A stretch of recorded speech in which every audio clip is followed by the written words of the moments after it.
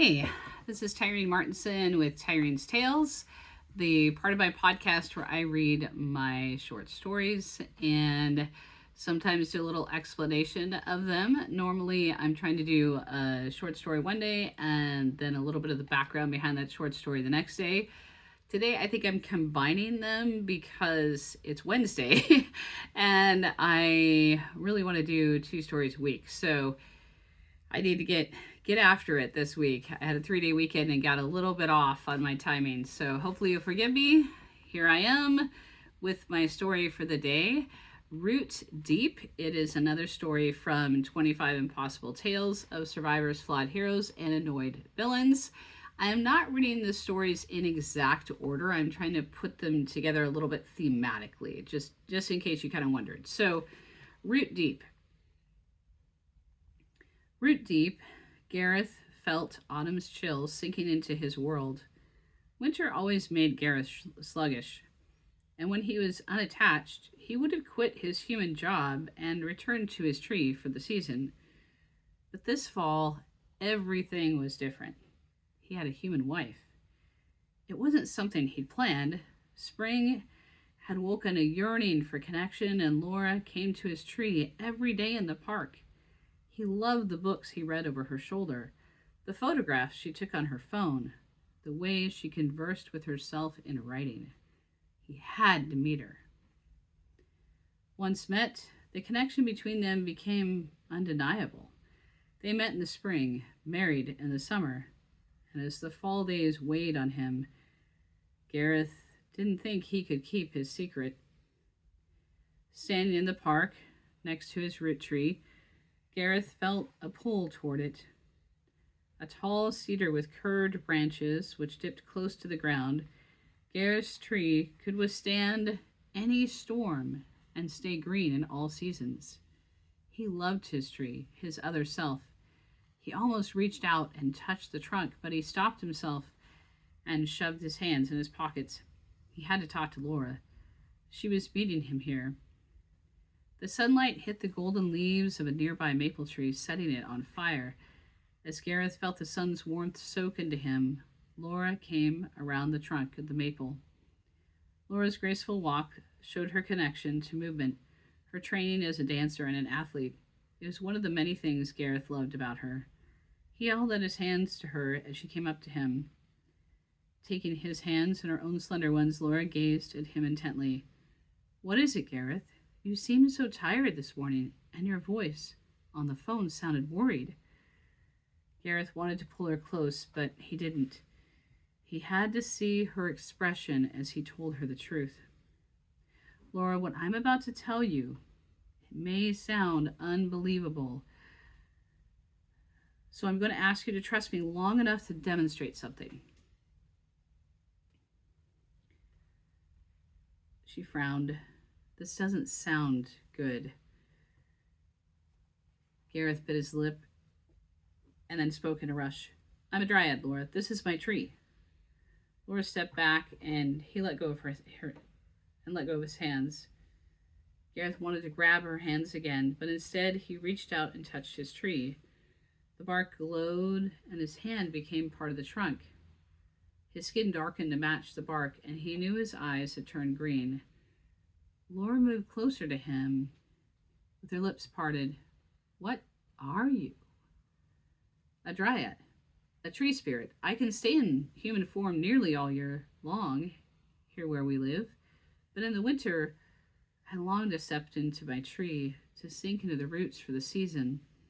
Laura reached her hand out. "Don't leave me, Gareth." Gareth took her hand. "I won't leave. I'll be right here." A tear formed at the corner of her eye. "When will you come back out?" "In the spring, or sooner if I can." She threw her arms around him. "Can you wait just one more night?" "Yes." He withdrew his other hand from the bark and held her in his embrace. "Winter hasn't come yet.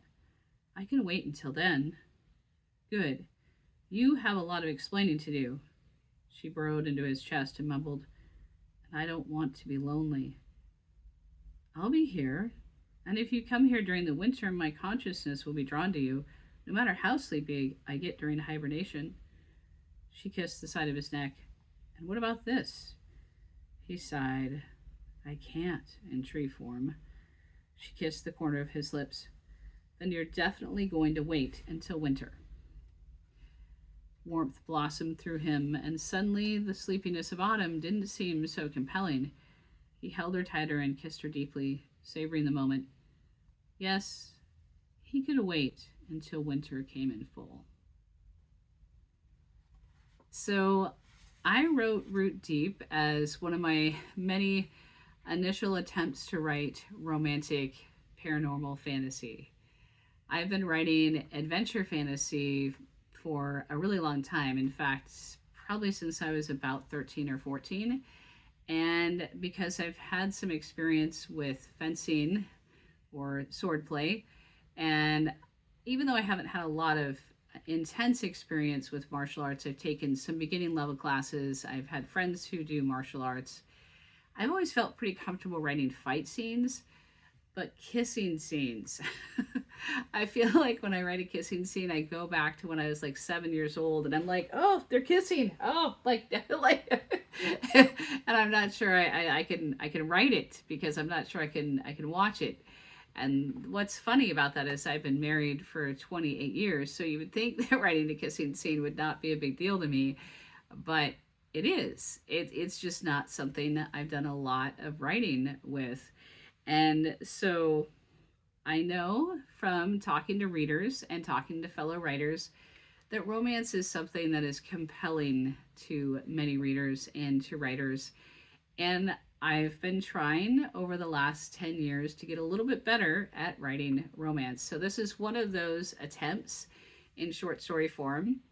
And I initially wrote this short story because of a challenge that was kind of given out on Instagram. A group of Instagram writers decided to challenge each other to write a short story, and I can't remember the basis of the challenge anymore. I don't remember what the original prompt was.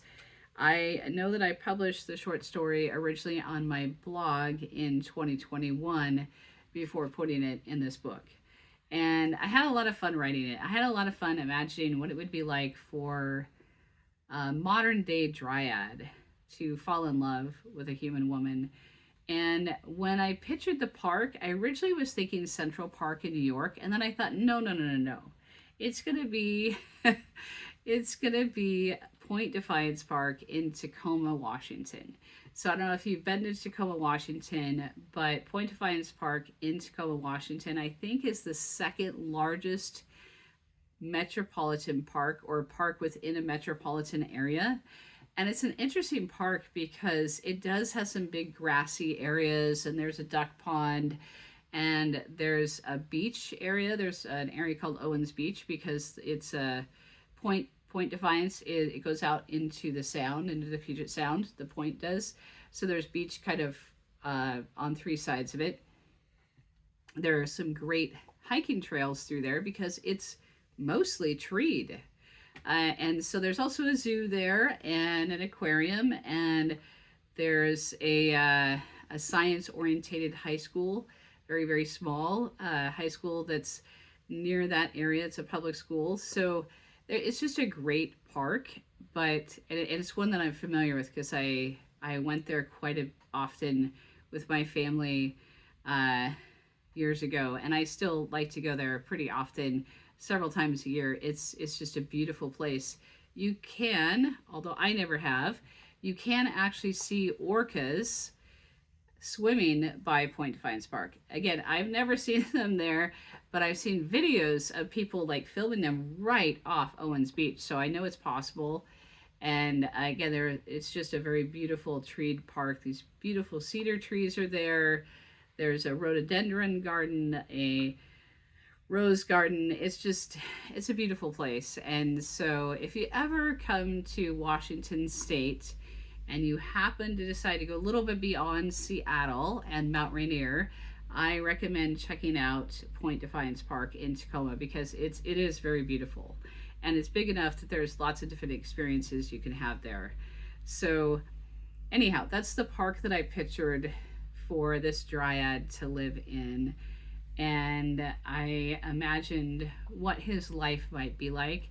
I'm not really sure what temporary job he has, but he has to have a temporary job because during the winter he has to hibernate within his tree.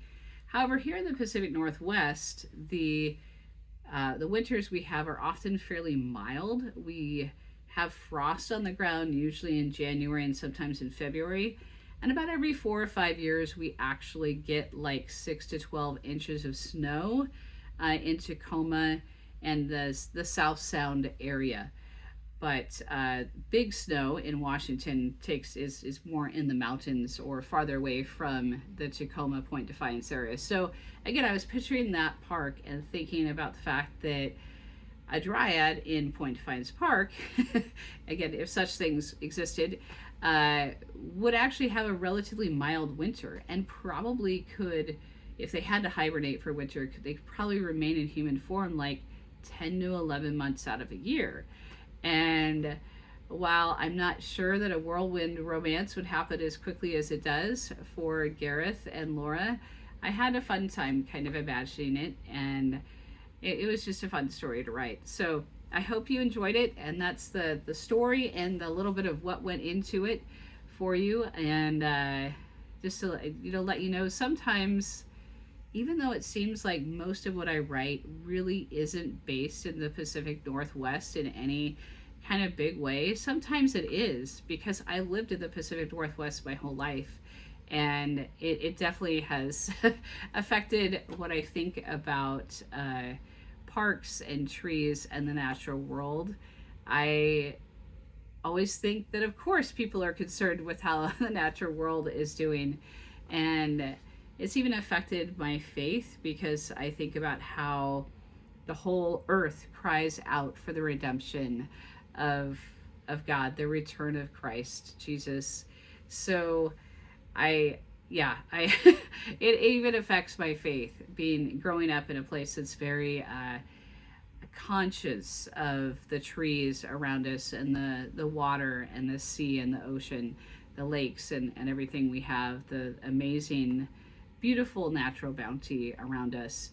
Even though if you ever visit here, you might find out that the Seattle metropolitan area has, like, I think the fourth worst traffic problem in the world. So just be prepared. If you ever visit, you might face gridlock as well as see beautiful trees. So anyhow, I hope you enjoyed the story. And if you liked it, please click like or subscribe to wherever you viewed this channel, and consider purchasing a copy of 25 Impossible Tales of Survivors, Flawed Heroes, and Annoyed Villains at most online stores. And I think it's orderable through brick and mortar bookstores. I need to recheck that, but it is definitely orderable online. So again, thank you for joining me, and I will be back with another short story tomorrow.